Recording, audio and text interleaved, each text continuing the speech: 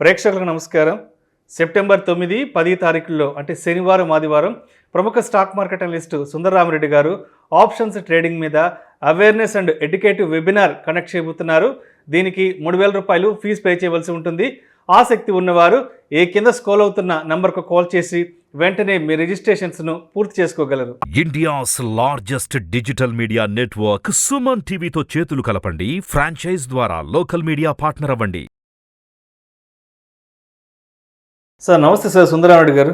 నమస్తే అండి. సుందరారెడ్డి గారు, రీసెంట్గా నేను ఒక ఆర్టికల్ ఒకటి చదివాను ఇంగ్లీష్ మ్యాగజైన్లో. 90% ఆఫ్ ద ఇండియన్స్, అందులోనూ 50 సంవత్సరాల వయసు కంటే ఎక్కువ ఉన్న వాళ్ళు రిటైర్మెంట్ ప్లానింగ్ చేసుకోలేదని ఇప్పుడు బాధపడుతున్నారంట. అసలు ఏ వయసు నుంచి రిటైర్మెంట్ ప్లానింగ్ అనేది ప్రాపర్గా కనుక ప్లాన్ చేసుకుంటే మరి 60 ఏళ్ల తర్వాత జీవనం సాఫీగా సాగిపోయే అవకాశాలు మెరుగ్గా ఉన్నాయంటారు? సో బేసికల్గా ఇండియన్ సొసైటీలో మీరన్నట్టు రిటైర్మెంట్కి సంబంధించిన ప్లానింగ్స్ కానీ లేకపోతే ఇన్సూరెన్స్ కానీ అంత ప్రయారిటీ పెద్దగా ఎవరండి. ఎందుకంటే కర్మ సిద్ధాంతం నమ్ముతారు కాబట్టి ఇక్కడ.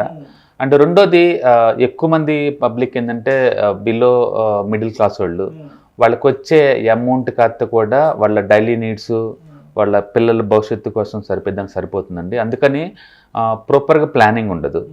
అండ్ రెండోది ఏంటంటే అవేర్నెస్ కూడా పెద్ద లేదు రిటైర్మెంట్ ప్లానింగ్కి ఇది కావాలనే విషయం. చాలామంది మంత్లీ ₹1,000, ₹2,000 పెట్టమంటే ఈజీగా పెట్టేస్తారు. బట్ ఎక్కడ పెట్టాలి, ఎలా పెట్టాలి, దాన్ని ఎలా మేనేజ్ చేయాలి వాళ్ళకి అంత ఐడియా ఉండదు అనమాట. అందుకని నిజంగా మీరు రిటైర్మెంట్ ప్లానింగ్ ఎంతమంది చేస్తున్నామని అడిగామనుకోండి, అసలు ఎందుకు ప్లాన్ చేయాలనే వాళ్ళు కూడా చాలామంది ఉంటారు. రిటైర్మెంట్గా అంతగా మన దగ్గర అంత ఇంపార్టెన్స్ ఎవరనమాట. But thanks to the social media పుణ్యం అంటూ ఈ అవేర్నెస్ ఇప్పుడు పెరుగుతుందండి.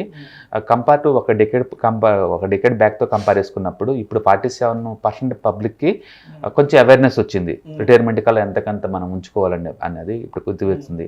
అండ్ ఎంప్లాయీస్కి అయితే ఎట్లాగో నేషనల్ పెన్షన్ స్కీమ్ ఒకటి అండ్ ప్రావిడెంట్ ఫండ్స్ ఇవి ఉంటాయి కాబట్టి ఫోర్స్ఫుల్గానే కొంతమంది దాంట్లో ఇన్వెస్ట్ చేస్తున్నారు. వాళ్ళకి అంత ఐడియా ఉంటుంది అనమాట. సో జనరల్ పబ్లిక్ అయితే దాని మీద అంత అవేర్నెస్ ఉండదు అంటే చేయాలనుకోరు. అంతెందుకు నాకు మా స్పౌస్ పేరు అకౌంట్లో ఆల్మోస్ట్ 20 lakh మ్యూచువల్ ఫండ్స్ ఉన్నాయి. బట్ రిటైర్మెంట్ కంటూ ఏం లేదు. రిటైర్మెంట్ కంటూ సపరేట్గా ఏం లేదు. ఈ 20 lakh మ్యూచువల్ ఫండ్స్ ఉన్నాయి. ఇవి రేపొద్దున పనికి వస్తే అలా ఉంచడం ఎమర్జెన్సీలో వాడుకోవచ్చు. మ్యూచువల్ ఫండ్స్ లో ఉన్నాయి, గ్రో అవుతున్నాయి మ్యూచువల్ ఫండ్స్ లో. అంతేకాని సపరేట్గా రిటైర్మెంట్ కోసం ఇది అట్లా ఏం లేదు. ఎందుకంటే ఇండియన్ సొసైటీలో ఎక్కువ మంది వాళ్ళ కిడ్స్ని అసెట్స్ లాగా భావిస్తూ ఉంటారు. అందుకని రీసెంట్గా ఎకనామిక్స్ టైమ్స్ వాళ్ళు పెద్ద సర్వే చేశారండి ఇండియాలో. కిడ్స్తో పాటు మీరు ఉండడానికి ఇష్టపడతారా లేదా దూరంగా ఉండడానికి ఇష్టపడతారంటే కిడ్సే మా రిటైర్మెంట్ అనేది వాళ్ళతోనే ఉంటామని చెప్పిన వాళ్ళు 64% ఉన్నారు. అండ్ అవుట్ ఆఫ్ 5 మెంబర్స్లో ఇద్దరు ఇంకా స్టార్ట్ చేయాలి రిటైర్మెంట్ ప్లానింగ్ అంటూ కూడా అలాంటి ఆలోచనలు కూడా లేదనమాట. అండ్ 90% రెస్పాండ్ చెప్పింది ఏంటంటే ఇన్సూరెన్స్ పాలసీలే వాళ్ళ దృష్టిలో రిటైర్మెంట్ ప్లానింగ్. ఇన్సూరెన్స్ పాలసీలు అండ్ బ్యాంక్ డిపాజిట్లే వాళ్ళ దృష్టిలో రిటైర్మెంట్ ప్లానింగ్ అని చెప్పేసి అనుకున్న వాళ్ళు చాలామంది ఉన్నారు. అవేర్నెస్ అయితే ఉంది కానీ సొసైటీలో, బట్ ఎవరు పర్టికులర్గా దీనికోసం ఎవరు స్టార్ట్ చేసింది ఏముంటారు. రైట్ ప్రోడక్ట్ ఏంటనేది తెలియట్లేదు. ఏ ఇన్వెస్ట్మెంట్ ఆప్షన్ ఉంది మనకి? నన్ను అడిగితే ఎవరైనా సరే రిటైర్మెంట్కి ఏమైనా ఉండాలంటే మంత్లీ ₹1,000 ఒక మ్యూచువల్ ఫండ్లో పెట్టండి, ఏదో ఒకటి. దాన్ని కదలికుండా అంతే ఉంచండి మీ జీవితకాలం. మీరు జీవితంలో ఎప్పుడు మీకు అవసరం అనుకుంటే 60 తర్వాత అప్పుడు అది తీసుకోవచ్చు. బెస్ట్ థింగ్ ఏంటంటే ఏదో ఒక స్మాల్ క్యాప్ మ్యూచువల్ ఫండ్ లేదా మిడ్ క్యాప్ మ్యూచువల్ ఫండ్ పెట్టుకొని మంత్లీ ఒక 2,000 to 5,000 డిపెండింగ్ అపాన్ అఫోర్డబిలిటీని పెట్టేసుకొని అంతే దాన్ని 60 ఏజ్ దాకా ఉంచుకున్నాం అనుకోండి. ఆ తర్వాత సిస్టమేటిక్ విత్డ్రాయల్ ప్లాన్ ఒకటి ఉంటుంది. దాన్ని యాక్టివేట్ చేసామనుకోండి మంత్లీ 1 lakh 2 lakh మనం విత్డ్రాల్ చేసుకుంటూ పోవచ్చు. అది బెస్ట్ ప్లానింగ్ అనమాట. సపరేట్గా నేషనల్ పెన్షన్ స్కీమ్స్ అనో లేకపోతే డెట్ ఫండ్స్ అనో ఇట్లా పెట్టే బదులు ఇలా పెట్టడం ద్వారా ప్రతి ఒక్కళ్ళు ప్లాన్ చేసుకోవటం బెటర్ అనమాట. ఎందుకంటే లివింగ్ కాస్ట్ చాలా ఎక్స్పెన్సివ్ రాను.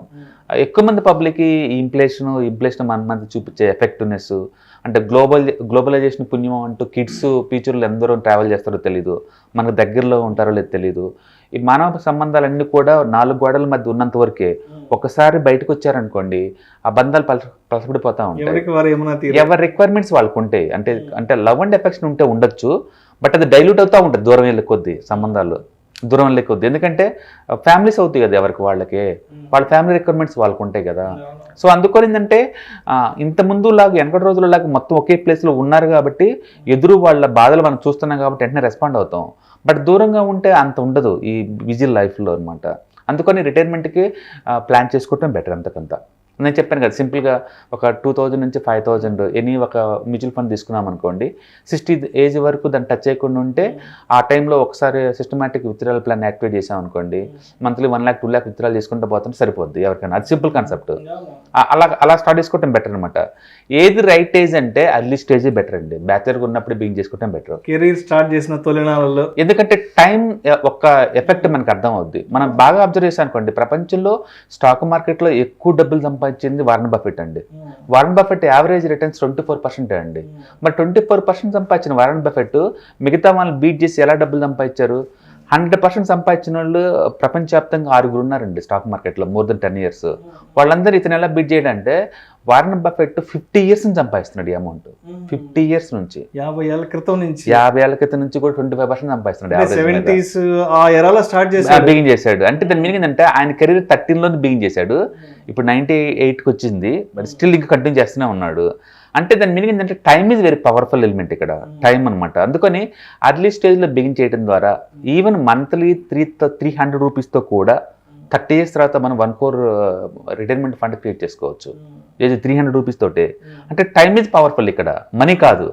అందుకని బెస్ట్ ఏంటంటే జాబ్ రాగానే ఓకే నాకు ఈ రిటైర్మెంట్ కోసం నాకు ఎంత డబ్బు, ఒక 300 500 1000 డిపెండింగ్ అపాన్ అఫోర్డబిలిటీ మనం అనుకున్నాం కదా, పెట్టుకున్నాం అనుకోండి గోల్ లాగా, రిటైర్మెంట్ అవ్వడం చాలా ఈజీ అనమాట. బట్ ఇండియన్ సొసైటీలో సపరేట్గా ఏంటంటే ఈ మ్యూచువల్ ఫండ్స్ అంటే కొంచెం ఇంట్రెస్ట్ చూపిస్తారేమో, కానీ రిటైర్మెంట్ ప్లానింగ్ ఇలా ఒక పేర్లు ఇన్సూరెన్స్ ఇలా పేర్లు పెడతానికి ఇష్టపడరు కూడా. ఇప్పుడు ఏం కొంపలు మునిగిపోయినాయిలే అంటే ఒకటి యు ఆర్ రైట్. ఎందుకంటే అది ఇమ్మీడియట్లీ రిక్వైర్మెంట్ కాదు, అది పోస్ట్ పోన్ చేసుకుంటే. రెండోది అందరూ మిడిల్ క్లాస్ వాళ్ళు అండి. మనీ అనేది అంత ఎప్పుడు డ్యూసే ఉంటాయి.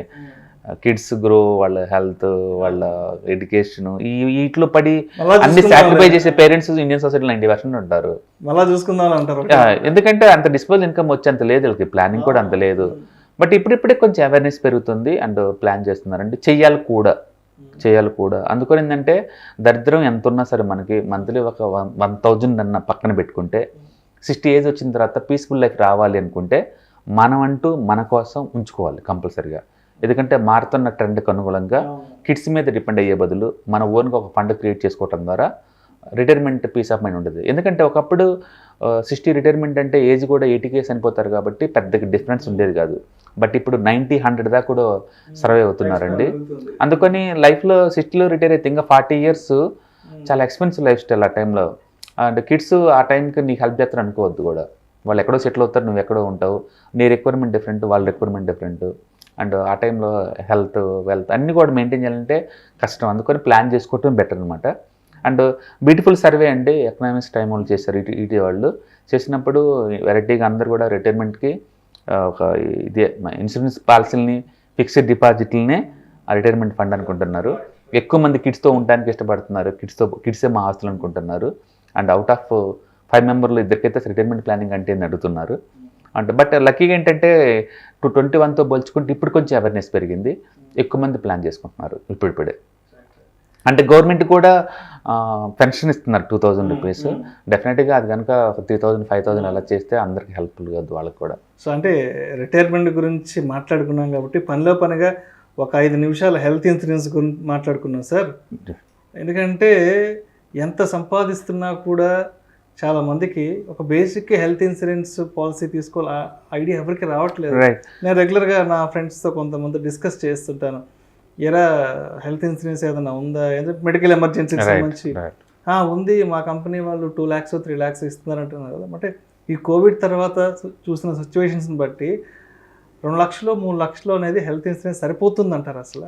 రైట్. సో బేసికల్గా ఏంటంటే ఒక ఫ్యామిలీకి ఒక 4 members ఉన్నారనుకోండి, అందరికీ కవర్ అయ్యేలాగా ఒక 5 lakh నుంచి 8 lakh మధ్య ఉండటం బెటర్ అండి. ఎందుకంటే చిన్న చిన్న డే సర్జరీస్ కూడా 2-3 lakh చార్జ్ చేస్తున్నారు, లేపేస్తారు. బేసికల్గా ఎందుకు ఈ హెల్త్ ఇన్సూరెన్స్ కావాలంటే బేసికల్గా ఇన్సూరెన్స్ 2 రకాలుగా ఉంటుందండి. ఒకటి ఇన్కమ్ ప్రొటెక్షన్. మనం జాబ్ చేస్తున్నాం కాబట్టి మనకు శాలరీలు వస్తున్నాయి, మనకేమైనా ఆ శాలరీ రాదు కదా. సో ఆ శాలరీ నీకు పర్మనెంట్గా ఇన్కమ్ లాగా ఉండాలి అంటే ఒకటి ఇన్కమ్ ప్రొటెక్షన్ చేసుకోవాలి. అందుకని కెరీర్ ఎప్పుడైతే స్టార్ట్ అయిందో అప్పుడు మీకు రిటైర్మెంట్ అయ్యేంత వరకు ఎంత డబ్బు సంపాదిస్తావో అంతకు టర్మ్ ఇన్సూరెన్స్ తీసుకోవాలి ప్రతి ఒక్కళ్ళు కూడా. టర్మ్ ఇన్సూరెన్స్ అందులో చాయిస్ ఏం కాదు, మ్యాండేటరీ అండి. Term insurance mandatory. ఓకే, అందుకని అట్లీస్ట్ ఒక 2 to 5 crore term insurance policy ఉందనుకోండి బాగుంటుంది. రెండోది మన అసెట్స్ కి ప్రొటెక్షన్ తీసుకోవాలి, ఎందుకంటే ఎంతో కష్టపడి డెవలప్ చేసిన అసెట్స్ అవి. ఇల్లు కావచ్చు, కారు కావచ్చు, లేదా మన బాడీ కావచ్చు. ఓకే, ఇది ఒక అసెట్. ఇది దీనికి ఏమన్నా చిన్న క్రాక్ కొట్టింది అనుకోండి మొత్తం అంతా బయటకు వెళ్ళిపోద్ది, కష్టం దాన్ని రిపేర్ చేయించడం కూడా. అందుకని ఎంతో కష్టపడి కూడబెట్టుకున్న ఆస్తులు ఇవి, వీటి ప్రొటెక్షన్ కోసం కూడా ఇన్సూరెన్స్ తీసుకోవాలి. అందుకని కారుకి అయితే ఇల్లుకైతే ఎలా తీసుకుంటున్నావో హెల్త్ కూడా అలాగే తీసుకోవాలి మ్యాండేటరీగా. ఎందుకంటే దానికి ఏమన్నా డ్యామేజ్ అయిందనుకోండి ఆ అమౌంట్ చాలా పెద్ద అమౌంట్, మన సేవింగ్స్ అన్ని కూడా జీరో అయిపోతాయి అనమాట ఓవర్నైట్లో. అందుకని term insurance and health insurance it's mandatory, choice ఏం కాదండి, అది మ్యాండేటరీ అనమాట. అది గవర్నమెంట్ ఇచ్చే స్కీమ్సా, లేదా కంపెనీ వాళ్ళు ఇచ్చే స్కీమ్సా, లేదా నువ్వు ఓన్గా అనేది it choice. But up to minimum 5 to 8 lakh మధ్య కనుకుంటే చిన్న డే సర్జరీస్ అన్ని కూడా కవర్ అవుతూ ఉంటాయి. అందుకని ఇట్స్ మ్యాండేటరీ అండి. Health insurance mandatory and term insurance mandatory. ఈ తప్ప వేరే టైప్లో ఇన్సూరెన్స్ ఏం తీసుకోమాకండి. చాలామంది ఇల్లు పాలసీలు అంటారు, అండ్ హోల్ లైఫ్ ఇన్సూరెన్స్ పాలసీలు అంటారు, మనీ బ్యాక్ పాలసీలు అంటారు, ఇంకేదో ఇన్సూరెన్స్ని ఇన్వెస్ట్మెంట్లా ట్రీట్ చేస్తారు.